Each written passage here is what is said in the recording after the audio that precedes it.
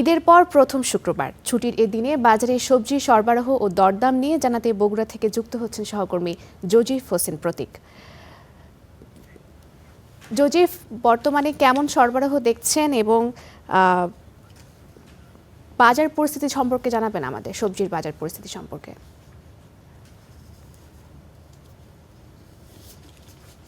আজকে কোরবানির ঈদের পরে নবম দিন এবং এই নবম দিনেও আমরা দেখছি যে আসলে সবজির বাজারগুলোতে একেবারেই ফাঁকা। কারণ আমি যেই বাজারটিতে রয়েছি এটি বগুড়া শহরের সবচেয়ে জনবহুল এবং সবচেয়ে বেশি কেনাকাটা এখানেই কিন্তু হয়। এটি বগুড়ার ফতেহালি বাজার এবং এই ফতেহালি বাজারে আমরা এই সময়ে দেখি যে মাছের বাজার, মুরগির বাজার এবং শাকসবজির যে বাজার সেখানে কিন্তু প্রচুর পরিমাণে লোকজন আসেন, কেনাকাটা করেন, কিন্তু সেই দৃশ্য কিন্তু আজকে আমরা চোখে দেখছি না সকাল থেকে। এবং আসলে সবজির সরবরাহ বেশ স্বাভাবিক রয়েছে, বলতে গেলে চাহিদার তুলনায় বেশি রয়েছে। সেই ক্ষেত্রে ঈদের আগে যে সবজির দামগুলো আমরা দেখেছিলাম 60 থেকে 80 টাকা পর্যন্ত কেজি প্রতি বিক্রি হচ্ছিল, সেগুলো কিন্তু আজকের যে বাজার সেই বাজার দরে আমরা দেখছি যে প্রায় 20 থেকে 30 টাকা পর্যন্ত কমেছে।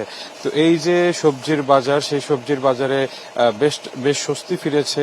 যারা ক্রেতারা আসছেন তারা বলছেন, একই সাথে বিক্রেতারাও বলছেন যে এই বাজারটি স্বাভাবিক থাকবে আরো কিছুদিন। এরপরে যদি কখনো বৃষ্টি কিংবা কোনো আবহাওয়াজনিত কারণে যদি সমস্যা হয় তাহলে হয়তোবা এটি বাড়তে পারে। এই ছিল আমার কাছে বগুড়া থেকে সবশেষ সবজির খবর। ফারিয়া। প্রতীক, আপনাকে ধন্যবাদ।